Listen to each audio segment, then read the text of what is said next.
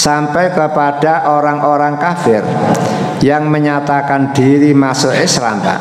Nabi Muhammad yang mengajari sendiri ayat-ayat Al-Quran. Bila mana Nabi Muhammad tidak sempat mengajari sendiri karena ada acara di luar kota umpama, maka mu'alaf itu diserahkan oleh Nabi kepada sahabatnya agar diajari.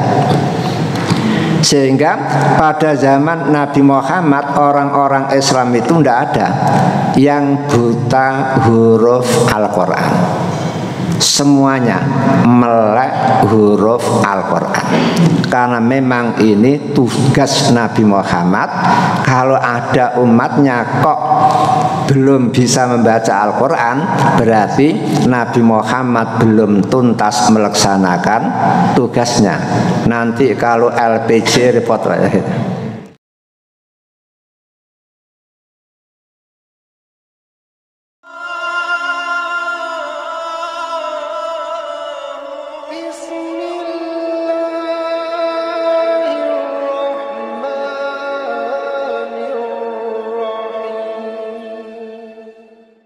Assalamualaikum warahmatullahi wabarakatuh.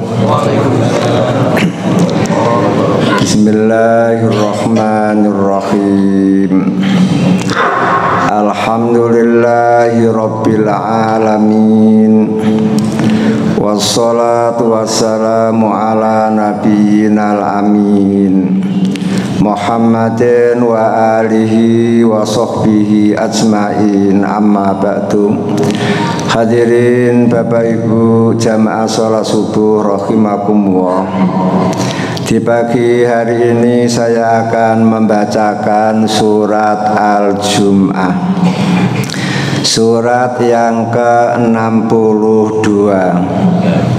Kalau tertib turun, surat Al-Jum'ah ini urutan 110. Hanya di dalam mushaf urutan ke-62.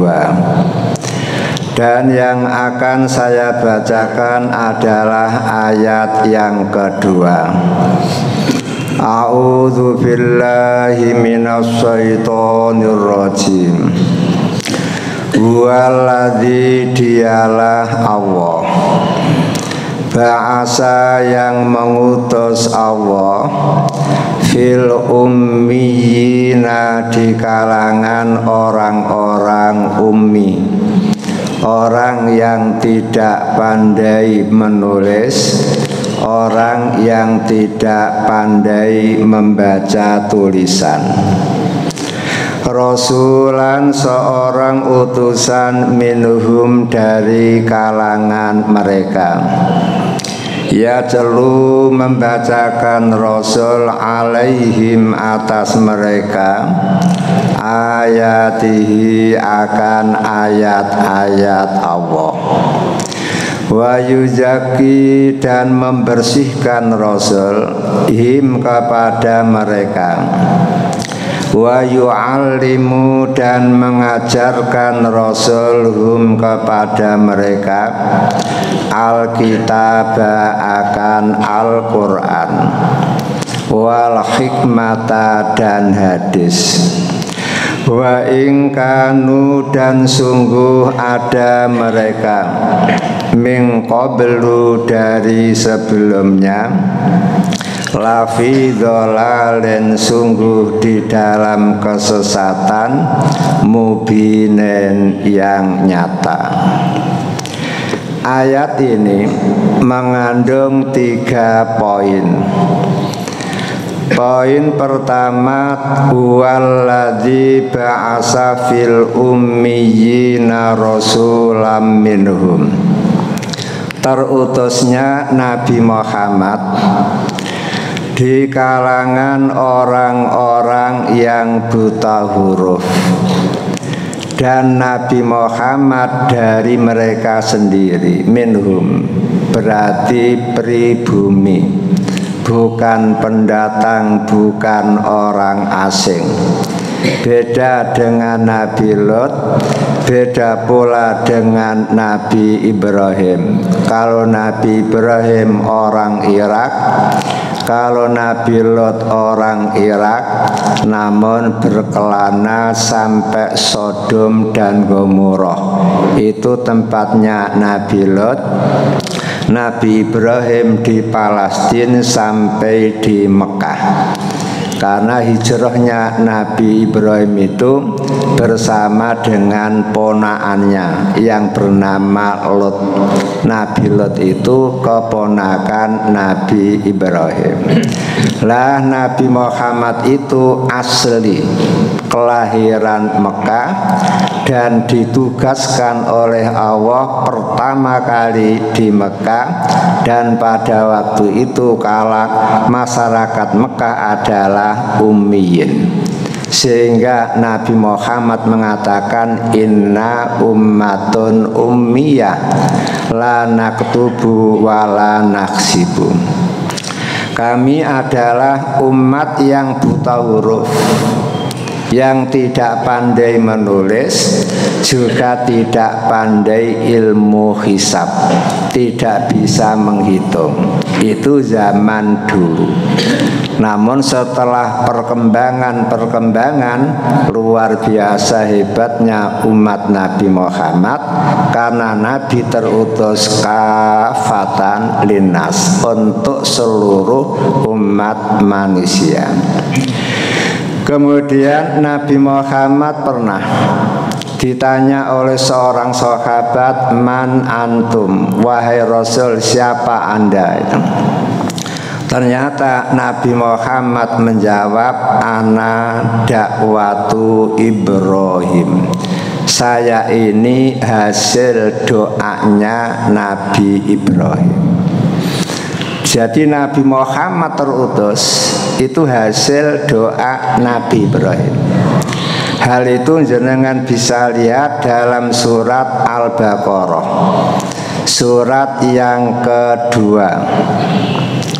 Tertib itu surat yang kedua, Pak. Kalau tertib turunnya ayat surat yang ke-87. Jadi kalau di mushaf Al-Quran surat Al-Baqarah itu urutan kedua, namun dilihat dari segi turunnya itu urutan yang ke-87. Namun secara tauqifi memang urutan dari yang ada di dalam Al-Quran itu merupakan ketentuan dari Nabi. Ayat 129. Setelah Nabi Ibrahim selesai membangun Ka'bah bersama Nabi Ismail, Nabi Ibrahim berdoa panjang. Di antara doanya, Rabbana wab'ats fihim rasulan minhum. Ya Allah, Tuhan kami, utuslah di kalangan mereka seorang utusan dari mereka sendiri. Berarti asli orang Mekah. Ya jelu alaihim ayatika, yang Rasul nanti akan membacakan kepada masyarakat ayat-ayat engkau. Wa yu'allimuhumul kitaba wal hikmah, dan akan mengajari masyarakat Alkitab dan Al-Hikmah. Wa yuzakihim, dan akan membersihkan masyarakat. Innaka antal azizul hakim, sesungguhnya engkau zat yang maha gagah perkasa lagi maha bijaksana. Berarti persis, Pak, dengan surat Jumat ini hanya menggunakan kata-kata fil ummiyin. Kalau Nabi Ibrahim fihim, berarti doa Nabi Ibrahim itu luar biasa. Namun perlu diingat, jarak antara Nabi Ibrahim dengan Nabi Muhammad itu sekitar 4.200 tahun, Pak. Bayangkan, doa ketika Nabi Ibrahim selesai membangun masjid, Ternyata Nabi Ibrahim tidak mempedulikan diijabahi apa tidak. Yang penting sudah memasang doa. Ternyata 4200 tahun doanya baru diijabah. Maka panjenengan pun perlu meniru. Walaupun umpama panjenengan saat ini istri saja belum punya apa ya, karena masih bujang umpama, tidak masalah. Berdoa, ya Allah berilah saya anak keturunan yang taat beribadah kepada Engkau, yang ikut memperjuangkan agama Engkau. Yang penting berdoa. Baru berdoa sudah ada nilai pahala. Dan Allah senang melihat orang yang minta kepadanya. Masalah diijabai atau tidak, kapan diijabai itu hak mutlak Allah, hak prerogatif Allah Ta'ala. Seperti Nabi Ibrahim berdoa, Rabbi habli minas sholihin. Itu kalau jenengan telusuri berapa lama Nabi Ibrahim dikabulkan. Taruhlah usia 26 kawin, kemudian terus berdoa kepada Allah, Rabbi habli minas sholihin, berilah aku keturunan yang soleh. Ternyata ketika Nabi Ibrahim berumur 86 tahun baru dianugerahi seorang anak bigulamin halim, seorang anak laki-laki yang sangat amat penyabar, yaitu Nabi Ismail. Berarti berdoa 60 tahun baru dikabulkan. Jenengan berdoa 1 minggu belum ada tanda-tanda, kadang-kadang sudah bertanya. Setelah itu 12 tahun kemudian ditambah lagi Nabi Ishak. Berarti ketika Nabi Ibrahim berusia 98 tahun, Nabi Ibrahim baru punya anak yang kedua. Ternyata persis Rabbi habli minas sholihin. Nabi Ismail sholihin, kemudian Nabi Ishak juga sholih. Itu kan luar biasa. Daripada diijabahi cepat-cepat namun hasilnya kurang soleh-solihah, kan kurang pas lah ya. Mending berjarak tidak masalah, yang penting diijabahi, termasuk doa kepada Allah agar Allah membangkitkan, mengutus seorang penduduk Mekah menjadi Rasul. Inilah poin yang pertama. Kemudian poin yang kedua, ayat ini pun menjelaskan tugas Nabi Muhammad. Apa sih tugas Nabi Muhammad? Setelah beliau diangkat oleh Allah menjadi nabi dengan turunnya Iqra bismi rabbikal ladzi khalaq, setelah itu diangkat pula menjadi Rasul dengan turunnya ayat kum fa'andir wa rabbaka fakabbir ya ayyuhal muddassir kum fa'andir. Dengan turunnya fa'andir, Nabi Muhammad resmi dilantik oleh Allah menjadi Rasul. Sehingga Nabi Muhammad langsung berdakwah, walaupun awal perjalanannya itu bisri, berdakwah dengan rahasia, lot-to-lot, ketemu teman bisik-bisik gitu. Tidak berani berdakwah secara terbuka. Kemudian setelah beberapa tahun baru Nabi Muhammad mulai berdakwah dengan terbuka. Lah sekarang apa tugas beliau? Menurut ayat ini ada 4 tugas yang dipikul oleh Nabi Muhammad. Pertama adalah yatlu alaihim ayatihi. Tugas Nabi adalah membacakan ayat-ayat Allah, membacakan ayat-ayat Allah. Sehingga setiap Nabi Muhammad kedatangan Jibril membawa ayat-ayat Allah, Nabi Muhammad langsung menerimanya. Kemudian Nabi Muhammad memanggil juru tulisnya. Kemudian Nabi membacakan ayat itu kepada juru tulis. Semuanya menulis di hadapan Nabi. Dan setelah selesai mereka disuruh membaca ulang benar apa tidak gitu. Benar apa tidak. Setelah cocok lalu satu diambil oleh Nabi, disimpan. Kemudian juru tulis menulis lagi untuk dirinya sendiri. Begitu terus setiap ada ayat turun, selalu Nabi membacakan ayat itu kepada sekretarisnya. Di samping Nabi Muhammad membaca, sekretarisnya Nabi Muhammad pun membacakan ayat-ayat itu kepada semua sahabatnya. Sehingga setiap dapat turunan ayat, para sahabat pun dikumpulkan. Seperti ini, kemudian Nabi membacakan, sampai kepada orang-orang kafir yang menyatakan diri masuk Islam, Pak. Nabi Muhammad yang mengajari sendiri ayat-ayat Al-Quran.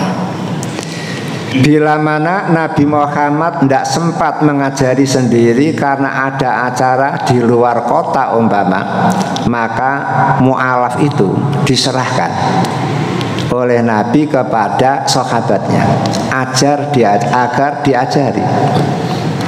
Sehingga pada zaman Nabi Muhammad orang-orang Islam itu tidak ada yang buta huruf Al-Quran. Semuanya melek huruf Al-Quran. Karena memang ini tugas Nabi Muhammad. Kalau ada umatnya kok belum bisa membaca Al-Quran, berarti Nabi Muhammad belum tuntas melaksanakan tugasnya. Nanti kalau LPG repot, bisa-bisa tidak diterima laporannya itu. Lah, untuk menggemarkan para sahabat dan kaum muslimin secara umum agar gemar membaca Al-Quran dan gemar membacakan Al-Quran, maka Nabi Muhammad memberi motivasi.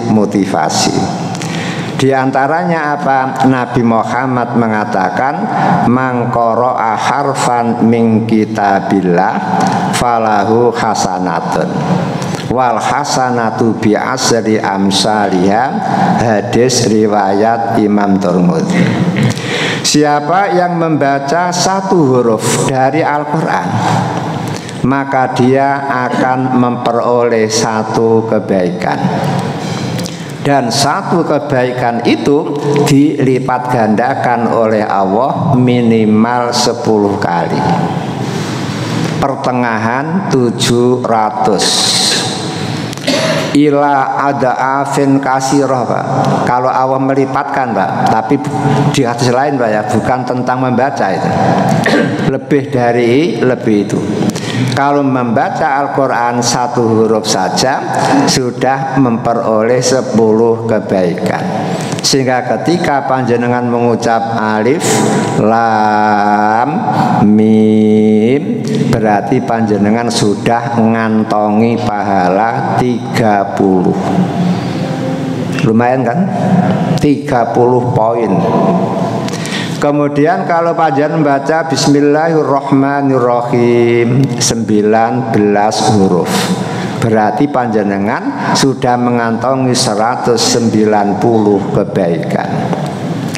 Kalau panjenengan membaca surat Al-Fatihah, hurufnya berapa, Pak? 141. Berarti panjenengan sudah mengantongi pahala 1410. Kemudian kalau khatam Al-Quran malah bagus, karena di Al-Quran itu mempunyai 325.000 345 huruf. Berarti Al-Quran itu mempunyai huruf sebanyak 325 325.345. Sehingga kalau panjenengan umpama per bulan khatam sekali, berarti panjenengan tiap bulan menabung khusus untuk bacaan Quran, Pak, 3.250.450.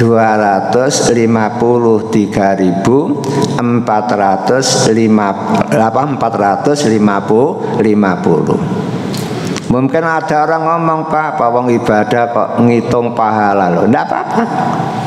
Memang orang ibadah itu harus lillahi ta'ala, Pak. Kata-kata lillahi ta'ala itu meliputi 3. Pertama, beribadah karena mengharap pahala dari Allah. Itu sah dan boleh. Mengapa panjenengan kok rutin qobliyah subuh itu? Selalu menyempatkan qobliyah subuh. Kenapa, Pak? Karena Nabi ngomong raqatal fajri khairun minad dunya wa ma fiha. Salat sunnah 2 rakaat sebelum subuh itu nilai pahalanya lebih baik daripada dunia seisinya, daripada panjenengan bersaing dengan Bill Gates. Siapa lagi, Pak? Nah ya kan begitu aja, susah itu. Makanya kalahkan mereka dengan pahala. Cukup qobliyah subuh, pahalanya sudah seperti itu.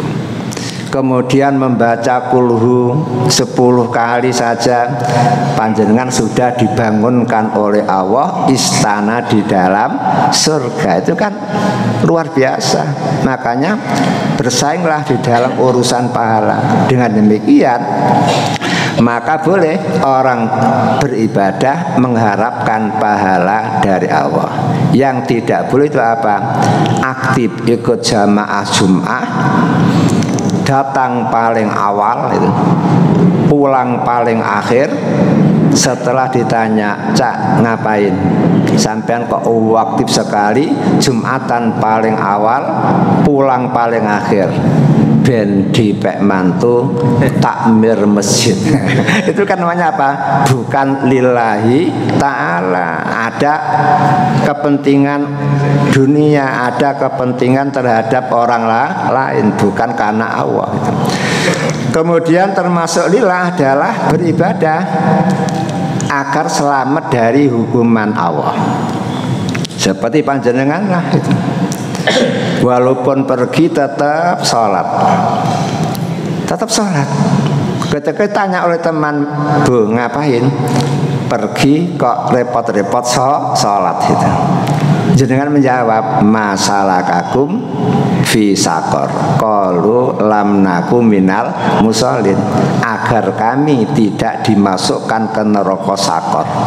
Karena orang yang tidak sholat itu nanti akan ngombong di neraka sakor. Berarti dia beribadah dengan harapan agar selamat dari apa, Pak?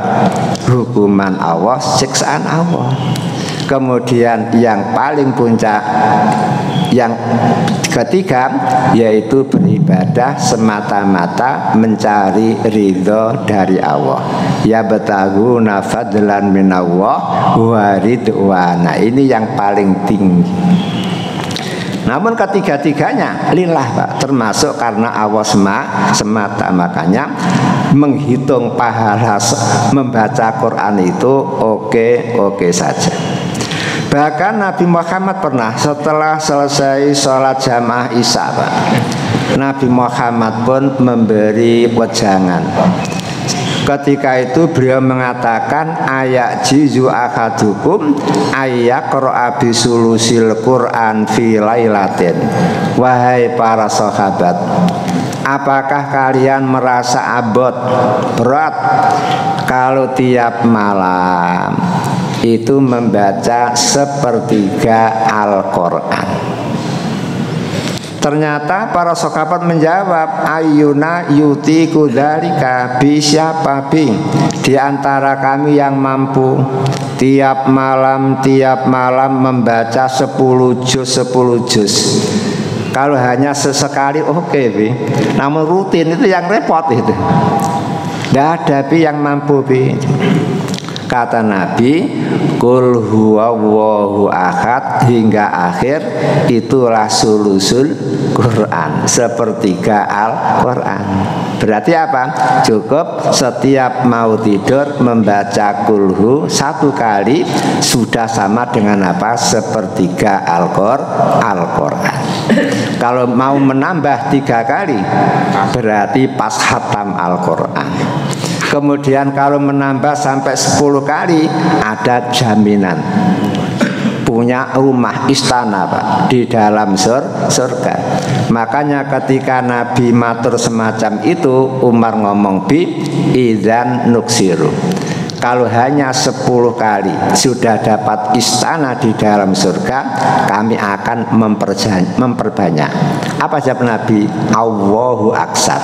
Allah sanggup memberi surga lagi yang lebih banyak. Silakan Pak. 20 kali, 30 kali Pak. Kulur ya Pak. Itu nanti panjenengan membangun rumah yang banyak di surga Pak. Dan itu menjadi milik panjenengan sendiri. Wong sahabat saja namanya Zubair itu Pak, dia punya rumah 11 Pak. Di Madinah punya, di Mekah punya, di Mesir punya, di Kufah punya, di Basrah punya. Kalau dihitung total sebanyak 11 rumah. Jenengan punya rumah berapa? Nah kan, lah kalau di dunia jenengan rumahnya terbatas, sekarang mari bangun rumah di surga. Toh gampang sekali, membaca kulhu 10 kali itu sudah dapat satu rumah. Itulah pernyataan Nabi. Hanya ulama-ulama berbeda Pak. Apa yang dimaksud membaca kulhu 1 kali seperti sepertiga Al-Quran? Yang pertama mereka mengatakan nilai pahalanya. Jadi membaca kulhu saja seperti membaca 10 juz. Kemudian ada yang mengatakan tidak. Jadi kulhu itu nilainya seperti sepertiga Al-Quran. Karena apa? Al-Quran itu isinya hanya 3. Pertama tauhid, kemudian yang kedua hukum, yang ketiga qasas, cerita. Itu isi Al-Quran. Lah kulhu murni surat yang berbicara tentang tauhid, tidak membahas tentang hukum, juga tidak membahas tentang cerita. Namun jenengan fahami kedua-duanya pun boleh cocok, sehingga gemarlah membaca kulhu. Kemudian Nabi Muhammad pernah Pak datang kepada sahabat namanya Ubay. Lalu Nabi Muhammad ngomong, Ubay, saya datang kemari diperintah oleh Allah untuk membacakan surat Al-Bayyinah kepada engkau. Ubay kaget Pak. Allah, Nabi Muhammad disuruh oleh Allah membacakan surat Al-Bayyinah kepadaku. Langsung Ubay tanya, apakah Allah menyebut namaku? Iya, menyebut namamu. Makanya saya langsung ke sini membacakan itu. Ubay nangis itu, terharu, seneng itu. Allah kenal kepada dia, bahkan mengistimewakan dia. Coba siapa di antara panjenengan yang ada di Masjid Raudhatul Jannah ini yang pernah didatangi Nabi lalu dibacakan Yasin atau yang lain itu? Tidak ada kan Pak? Hanya Ubay yang dapat tolong, dapat istimewa sampai Allah menyuruh Nabi Muhammad membacakan Al-Bayyinah. Ini bukti membacakan ayat-ayat Al-Quran itu merupakan tugas Nabi. Kemudian supaya orang-orang Islam lebih semangat lagi Pak untuk membaca Al-Quran, Nabi Muhammad mengatakan Iqra'ul Quran fa innahu ya'ti yaumal qiyamati syafi'an li ashabihi. Hadis riwayat Imam Muslim. Wahai orang Islam, bacalah Al-Quran, karena sesungguhnya Al-Quran yang Anda baca itu besok pada hari kiamat akan memberi syafaat. Memberi syafaat kepada siapapun yang membacanya. Di saat dia berhadapan dengan Allah, di saat dia menghadapi penghisapan, penimbangan amal antara yang baik dan yang buruk ditimbang, kalau ada masalah dengan dia, maka Al-Quran yang dibaca pun akan datang membela dan membantu, sampai akhirnya kesalahannya diampuni oleh Allah dan akhirnya masuklah dia ke dalam surga. Namun di dalam hadis lain terangkan Pak, Al-Quran itu kan 114 surat Pak. Kemudian surat apa yang paling dulu memberi syafaat Pak? Ternyata Nabi Muhammad mengatakan takdumuhu suratul Baqarah wa Ali Imran tuhajani an sahibihima, rawahu Muslim. Ketika manusia dihisab oleh Allah Ta'ala, maka surat-surat Al-Quran datang. Namun yang paling dulu, yang paling cepat datang memberi pembelaan adalah surat Al-Baqarah dan surat Ali Imran. Bukan kulhu Pak. Maka panjenengan oke lah banyak-banyak membaca kulhu, pahalanya banyak. Namun kulhu itu di dalam memberi syafaat kepada panjenengan terlambat, tidak nomor satu. Ternyata yang nomor satu yang akan membela panjenengan adalah surat Al-Baqarah dan surat Ali Imran.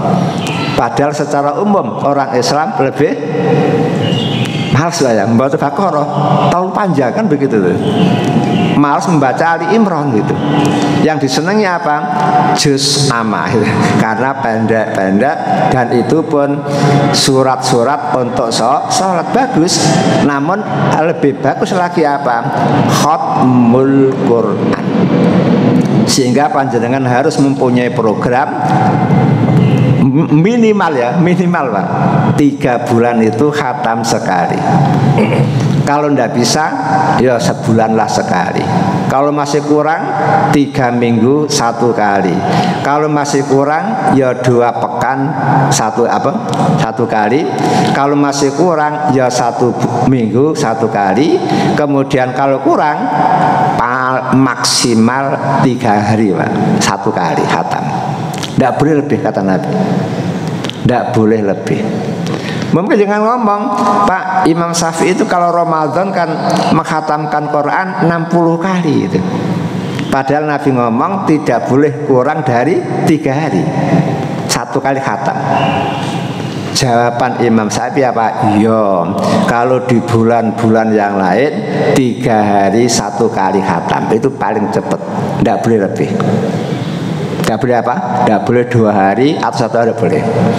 Namun kalau Ramadan tidak apa-apa. Alasan Imam Syafi'i karena apa? Ramadan itu bulan kitabnya Allah. Suhufnya Ibrahim turun di bulan Ramadan, Zabur turun di bulan Ramadan, Taurat turun di bulan Ramadan, Injil turun di bulan Ramadan, kemudian Al-Quran turun di bulan Ramadan. Sehingga apa? Bulan Ramadan adalah sahru kutubillah, bulan kitab-kitabnya Allah. Makanya kalau ada orang Islam memperbanyak khatam Al-Quran di bulan Ramadan itu tidak masalah, walaupun 1 hari 1 kali seperti Utsman bin Affan. Di siang hari dia mengumpulkan pundi-pundi emas Di malam hari dia mengumpulkan pundi-pundi pahala dengan cara membaca Al-Quran semalam khatam. Itu Utsman bin Affan. Kerjanya untuk dunia luar biasa tangguhnya, cari pahala juga luar biasa tangguhnya. Maka silahkan panjenengan menjadi Utsman berikutnya gitu.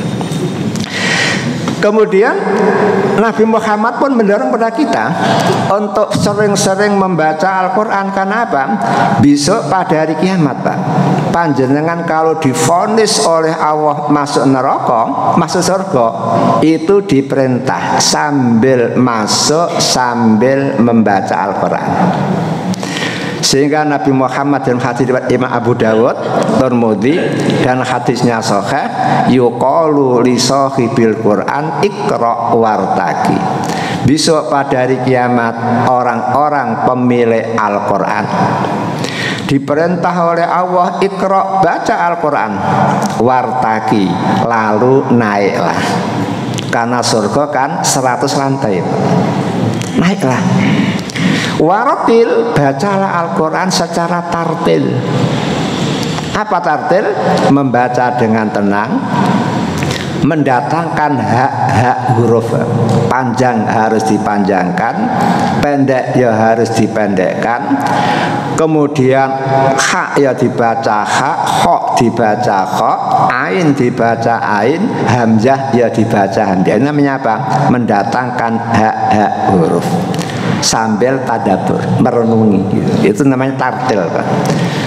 Waratil, tartil kama kunta turattilu fid dunya, seperti Anda membaca tartil di dalam dunia. Ingat, fa inna manzilataka inda akhiri ayatin taqra'uha. Sesungguhnya tempat surga kamu berada di akhir ayat yang kamu baca. Ya, Pak? Jadi kalau jenengan di dunia ahli maca Quran enak, Pak.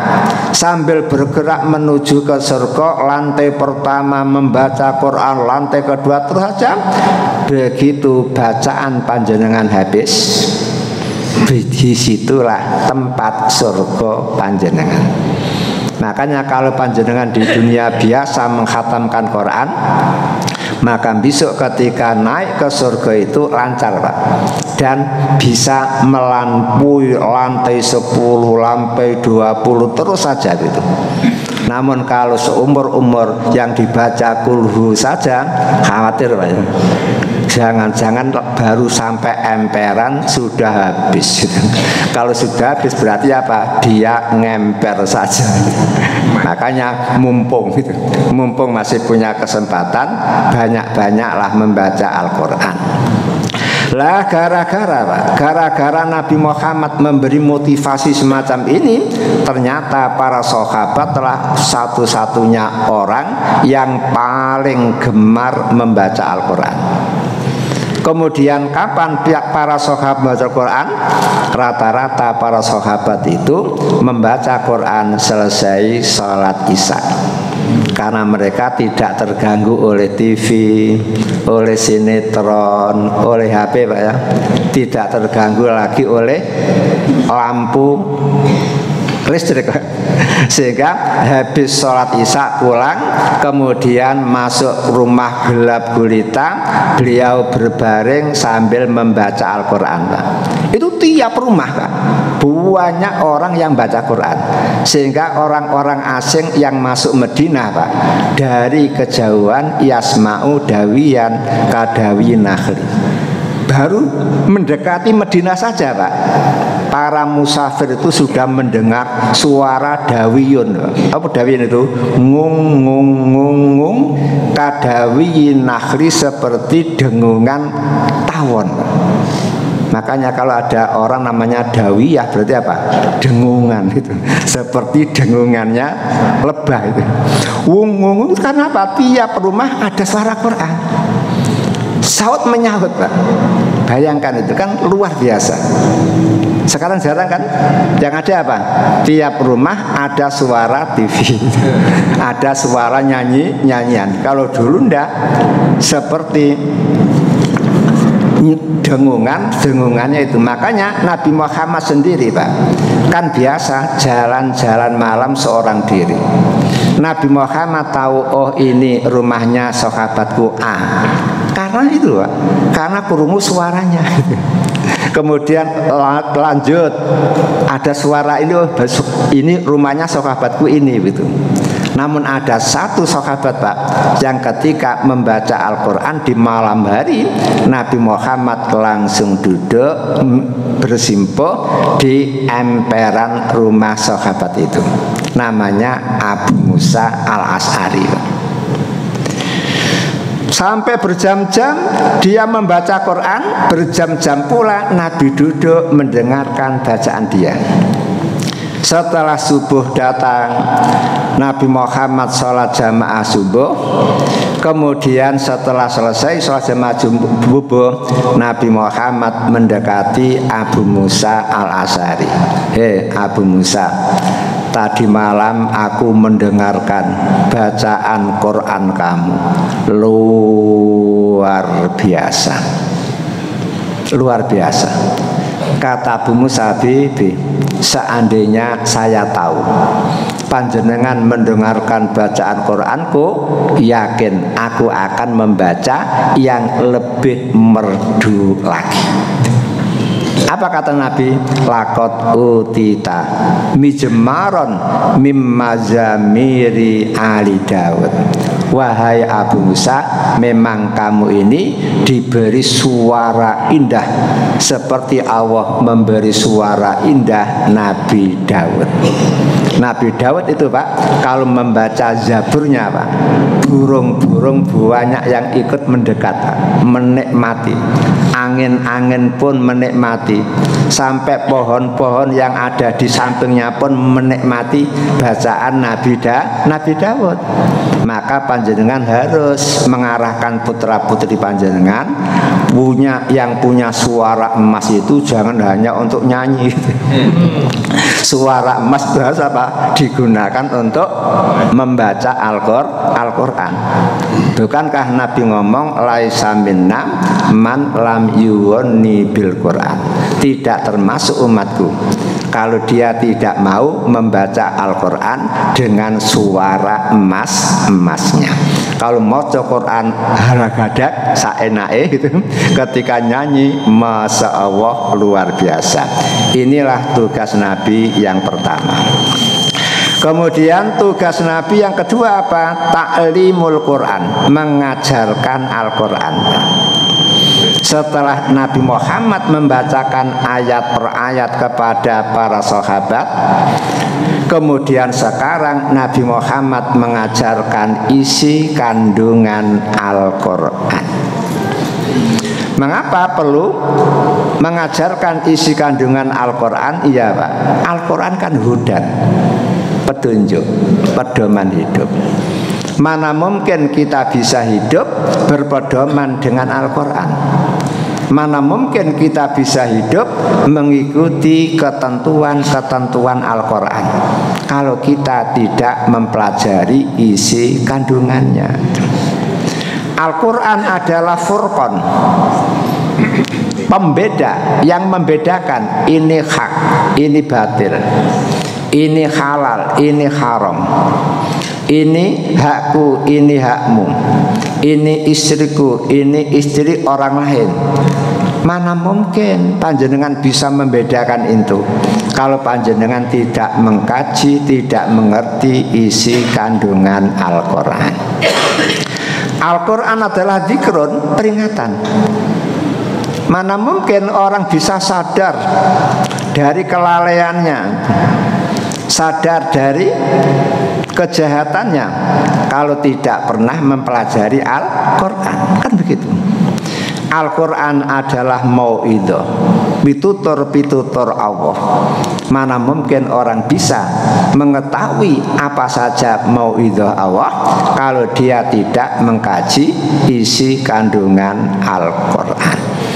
Makanya Nabi Muhammad punya tugas ta'limul Quran, mengajarkan isi kandungan Al-Quran. Mengapa demikian? Di dalam surat Shad, Surat yang ke-38 ayat 29. Allah mengatakan kitabun anjalnahu ilaika mubarakun liyadabbaru ayati. Al-Quran adalah sebuah kitab yang kami turunkan kepada kamu wahai Muhammad, mubarakun, full barokah. Al-Quran itu full barokah. Namun keberkahannya adalah liyatadabbaru ayatihi. Kalau direnungkan isinya apa? Kalau hanya sekedar dibaca, hanya dapat pahala saja, namun keberkahan belum dapat. Baru dapat barokah kalau apa? Direnungkan isi kandungannya, sehingga panjenengan tahu apa saja yang diperintahkan Allah untuk kita. Kita tahu apa saja larangan-larangan Allah yang tidak boleh kita lakukan. Gara-gara mengkaji Al-Quran, panjenengan tahu apa-apa yang boleh dilakukan dan apa-apa yang dicintai oleh Allah, apa-apa yang dibenci oleh Allah. Makanya panjenengan luar biasa bagusnya. Tiap Sabtu ada kajian pagi, Ahad ada kajian, ibu-ibu juga nambah kajian-kajian lagi. Semakin banyak mengkaji Al-Quran, semakin banyak keberkahan panjenengan. Di dunia barokah, di alam barzah barokah, di akhirat pun barokah. Kalau barokahnya di akhirat apa? Al-Quran memberi syafaat kepada panjenengan. Keberkahan Al-Quran di dalam alam barzah apa? Al-Quran yang panjenengan baca, Al-Quran yang panjenengan pelajari menjadi teman setia panjenengan di alam barzah. Coba panjenengan berumah tangga berapa lama Pak? Ada yang sudah 40 tahun. Bayangkan, umpama suami meninggal dunia, istri berani mau menemani di alam kubur? Nggak ada kan? Padahal dia mengatakan sebagai istri yang setia, suami yang setia, begitu suami mati berkalang tanah, istri tidak mau menemani. Anak tercinta pun tidak mau menemani. Sehingga panjenengan harus hidup seorang diri. Betapa susahnya enggak? Kalau hidup sendirian, maka untung ada amal soleh. Salat kita sebagai teman setia, kemudian haji kita sebagai teman setia, sedekah kita sebagai teman setia, kemudian tilawah Quran kita. Itu teman setia Pak. Dan tidak hanya teman, pelindung gitu. Sehingga malaikat pun mau memperlakukan dengan kasar, diingatkan oleh salat itu, diingatkan oleh Quran itu Pak. Ini namanya apa? Betul-betul bermanfaat untuk kita.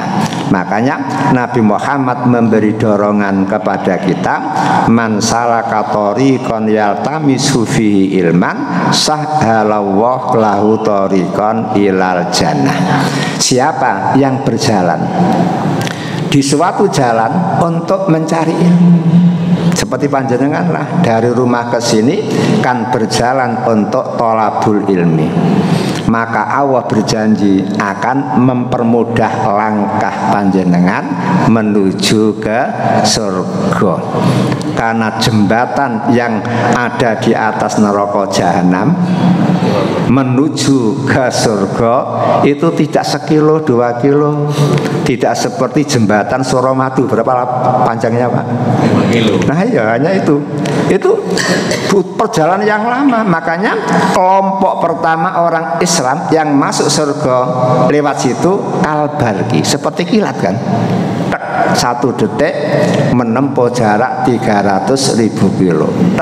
300.000 kilo. Itu kelompok yang teristimewa. Di antaranya siapa itu? Yang sholat wajibnya mulai balik hingga wafat, tidak ada yang bolong. Itu ada jaminan Pak. Nah, tinggal jenengan silahkan Pak ya, dicek kembali Pak. Mulai balik loh ya Pak, sampai wafat sholat wajibnya tidak pernah bolong. Kalau toh ada yang bolong, monggo perbanyak sholat sunnah, karena sholat sunnah itu bisa menempel kekurangan sholat wajib.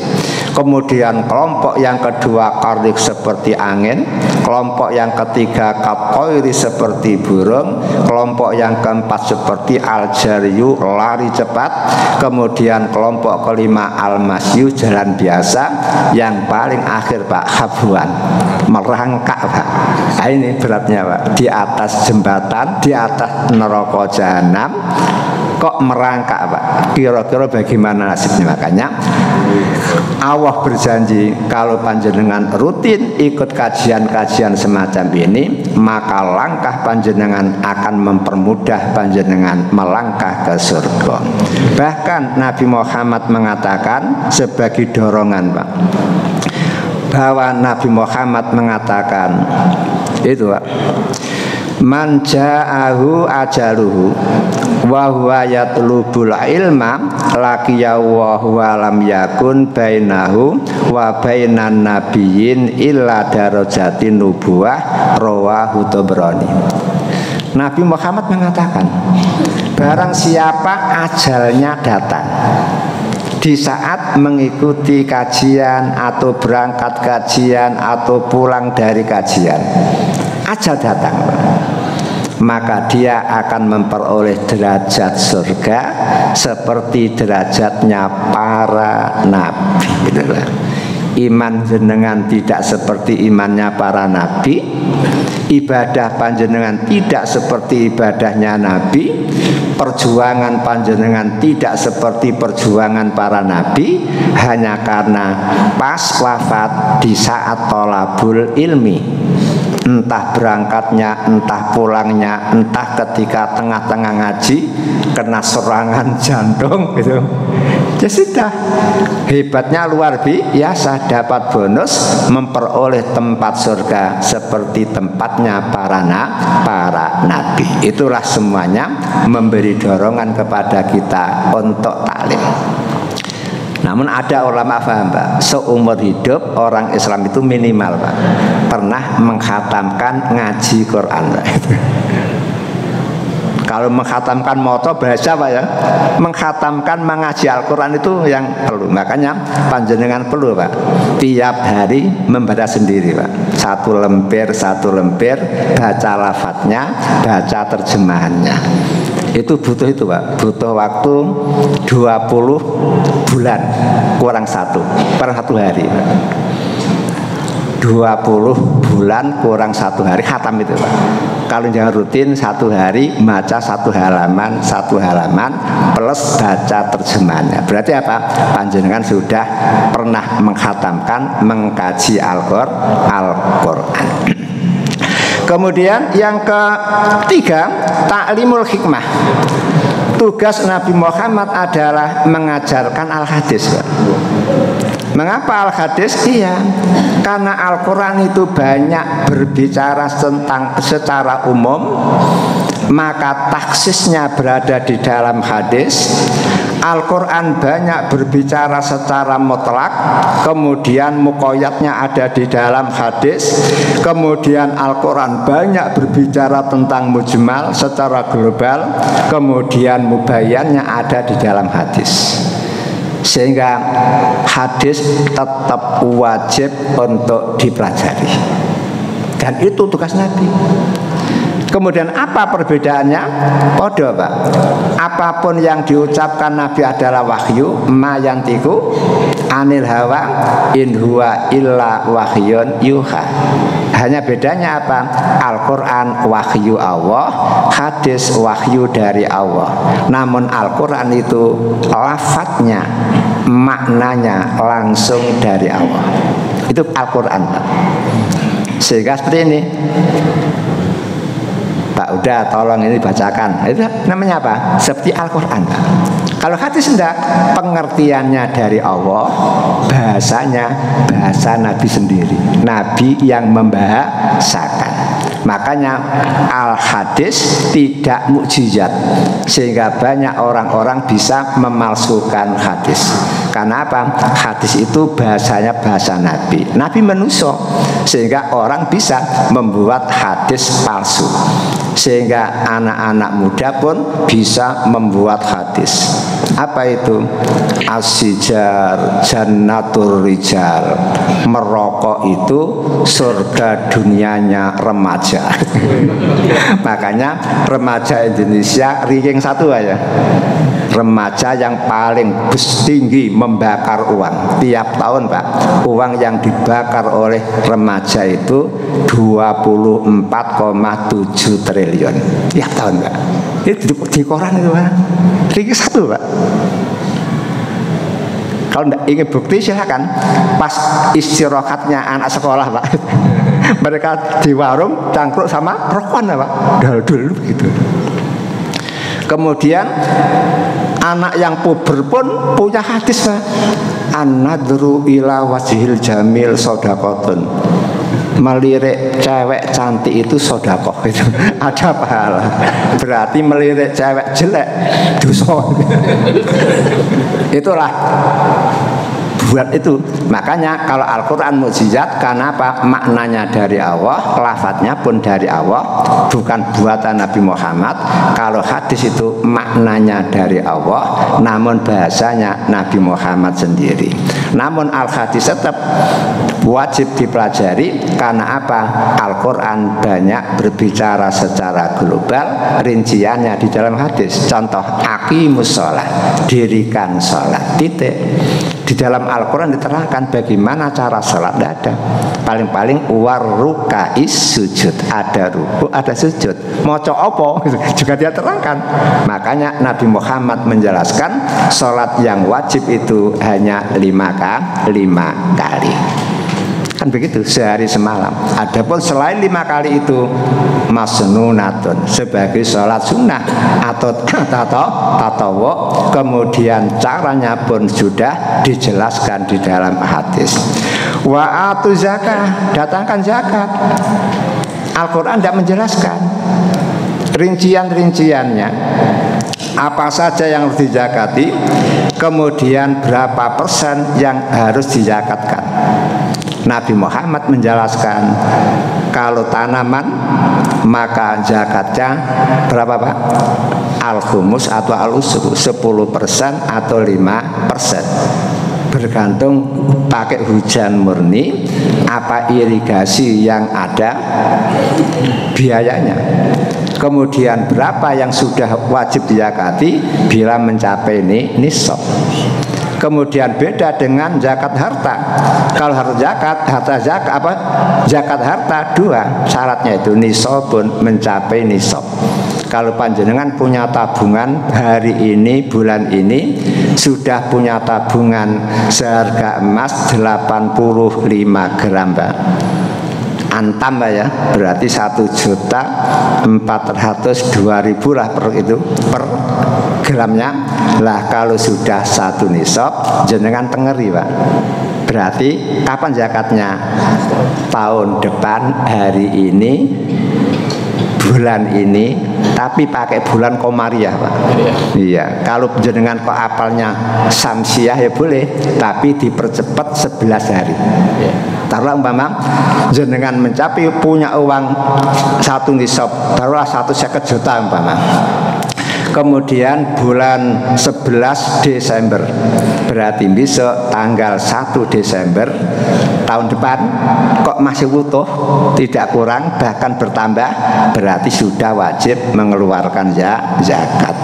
Dan masih banyak lagi, Pak.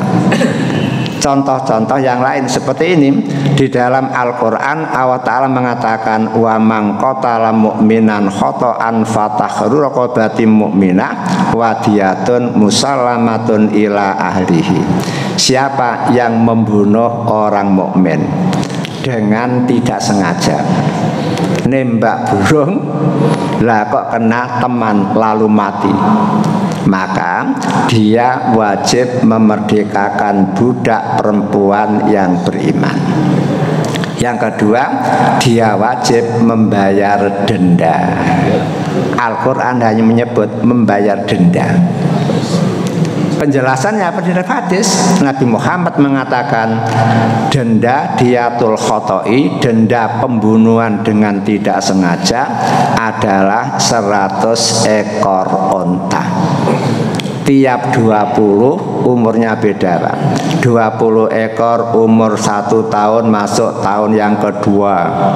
Kemudian 20 ekor lagi umur ber-20 tahun masuk umur yang ketiga tahun. Kemudian 20 lagi umur 3 tahun sempurna masuk tahun keempat. Kemudian 20 ekor lagi umur 4 masuk yang kelima. Bila tidak ada onta, boleh diganti dengan emas, namun 1000 dinar emas. Kalau tidak punya emas silahkan, karena dia bos pakaian, bayang pakaian 200 setel tapi baru, Pak. Dan denda itu wajib dibayar lunas selama 3 tahun.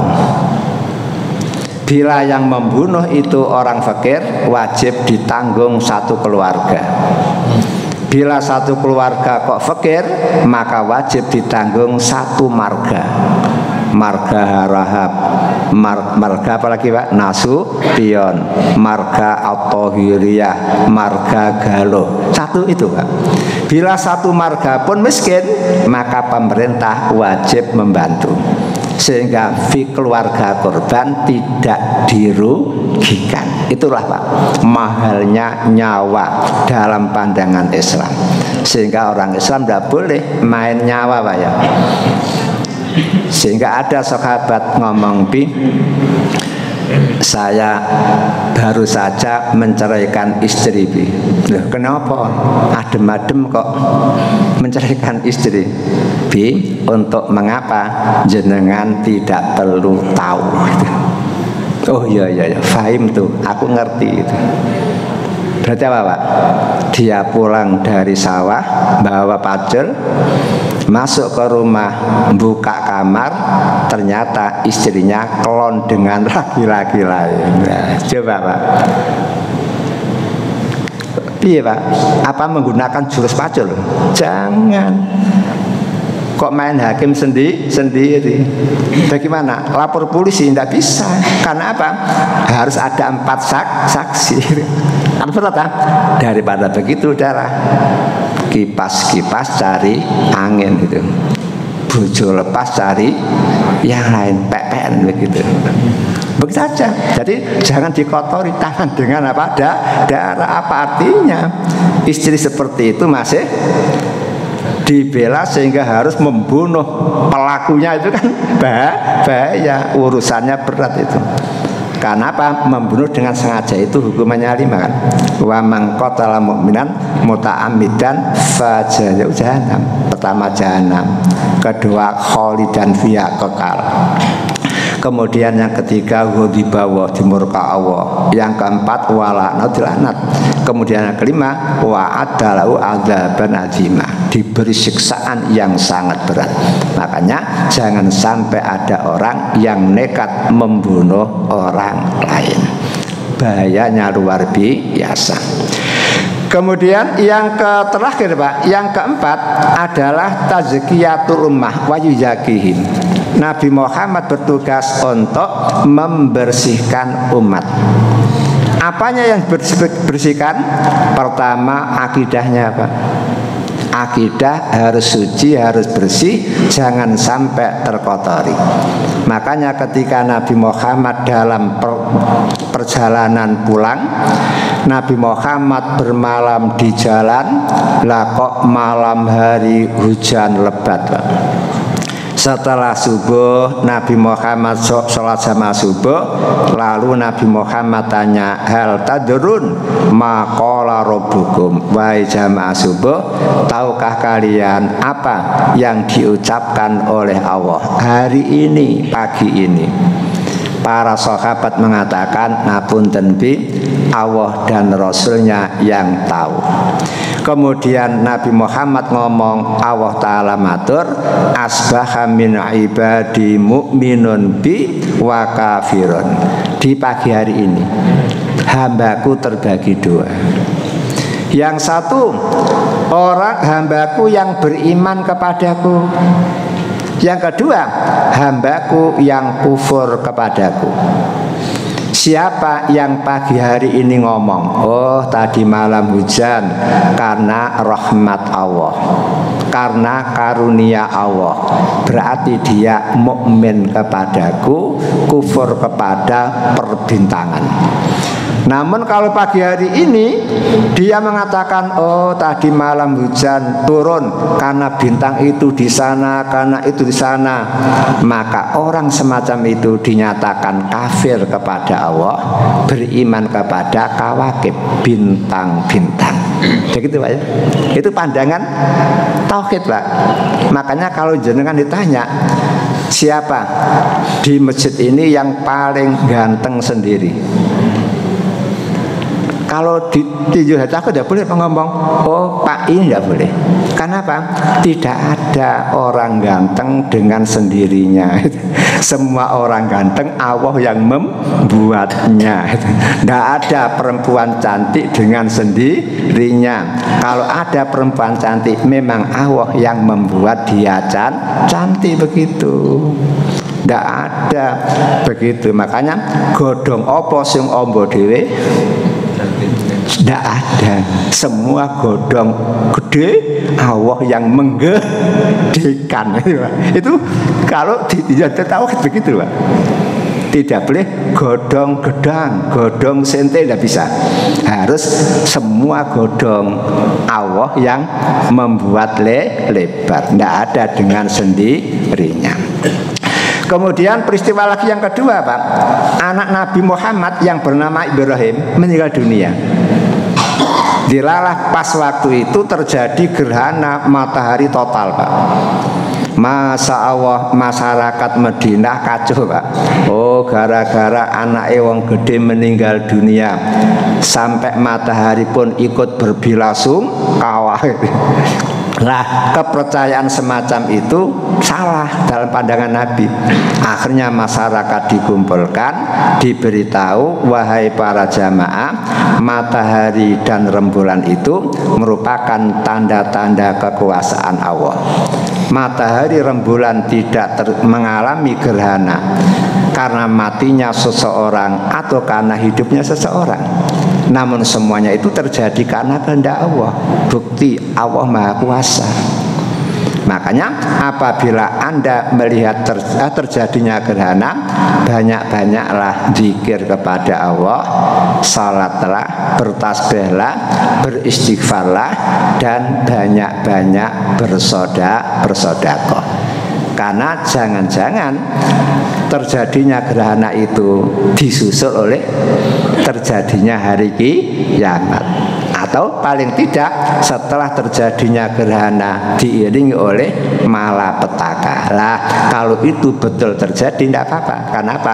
Kita sudah sholat gerhana, kita sudah banyak-banyak zikir, kita sudah banyak istighfar, kita sudah banyak sedekah. Kok wafat? Berarti husnul khotimah. Itu jangan malah kedatangan terjadinya gerhana lalu melakukan kesyirikan. Kemudian masalah akhlak pun dibersihkan Pak, sehingga para sahabat itu luar biasa. Seperti taruhlah Umar bin Khattab, ketika dia jadi khalifah, tengah malam tamu datang. Begitu Umar tahu ada tamu datang, lampu yang ada di mejanya dimatikan, disebul Pak, mati. Kemudian Umar maju ke depan menemui tamunya. Kemudian omong-omong dengan tamu fi dzulmatil lail, dalam kegelapan malam. Kemudian setelah selesai, tamu ngomong, Khalifah, sebelum saya datang, panjenengan pakai lampu. Begitu saya datang, kok lampunya dimatiin, ada apa itu? Kata Umar dengan senyum, iya temanku, saya tadi nulis untuk kepentingan negara. Kemudian lampu lilin yang saya pakai itu lilin milik negara. Lah karena kamu tamu untuk pribadi saya, maka saya tidak mau untuk kepentingan pribadi memakai itu negara. Sampai begitu Pak, sampai lampu saja begitu. Makanya jenengan hati-hati Pak ya. Kalau jenengan jadi bendahara itu kan tiap tahun memberi amplop kepada orang Pak ya, maka usahakan amplop untuk masjid sendiri, amplop untuk keluarga sendiri Pak. Jangan sampai kelihatannya sepele ya, sepele. Amplop untuk masjid, ada anaknya, Pak punya amplop Pak, itu saya mau buuh itu. Jenengan kasih, ternyata itu milik masjid. Coba nanti kan sepele Pak, tapi bisa diatur itu Pak, diminta pertanggungjawaban itu. Makanya mending untuk kantor sendiri, untuk pribadi sendiri, atau adalah walaupun untuk kantor dibosi dewe. Suatu waktu ada teman minta, berarti jenengan yang punya hak untuk itu, sehingga jenengan yang pahala begitu. Itulah kehati-hatian, dan itu namanya hasil tazkiyatul ummah. Kemudian poin yang ketiga Pak, yang terakhir Pak. Poin yang terakhir, wa in kanu min qablu lafi dhalalin mubin. Masyarakat sebelum Nabi Muhammad datang hidup dalam kesesatan. Manusia makan manusia, hukum rimba, orang suka merampas dan merampok. Begitu Nabi Muhammad melaksanakan 4 tugas ini Pak, berubah total Pak. Sehingga masyarakat tidak ada lagi yang menyembah berhala, yang disembah Allah. Masyarakat tidak ada lagi yang merampas hak-hak orang lain, justru malah suka memberi. Masyarakat tidak ada lagi yang berakhlak jahat, justru berubah menjadi berakhlak mulia. Itu hanya karena 4 tugas itu. Masalahnya Pak, Nabi sudah wafat. Berarti apa? 4 tugas ini siapa yang harus melaksanakan? Maka panjenengan semuanya Pak harus melaksanakan. Karena apa? Islam itu tidak punya kaki, sehingga tidak bisa berjalan sendiri ke rumah-rumah. Islam tidak punya sayap, sehingga tidak bisa terbang sendiri ke rumah-rumah. Maka panjenengan harus siap menjadi kaki-kaki Islam, menjadi sayap-sayap Islam, sehingga Islam terus akan diikuti oleh anak cucu kita. Dan dengan kesungguhan panjenengan melaksanakan 4 ini, tetap insya Allah kesesatan akan berubah menjadi yang baik, karena baik itu sesuai dengan hati nurani. Sekian, mari kita akhiri dengan doa kafaratul majelis. Subhanakallahumma wa bihamdika asyhadu an la ilaha illa anta astaghfiruka wa atubu ilaik. Walhamdulillahi rabbil alamin. Wal afu minkum. Assalamualaikum warahmatullahi wabarakatuh.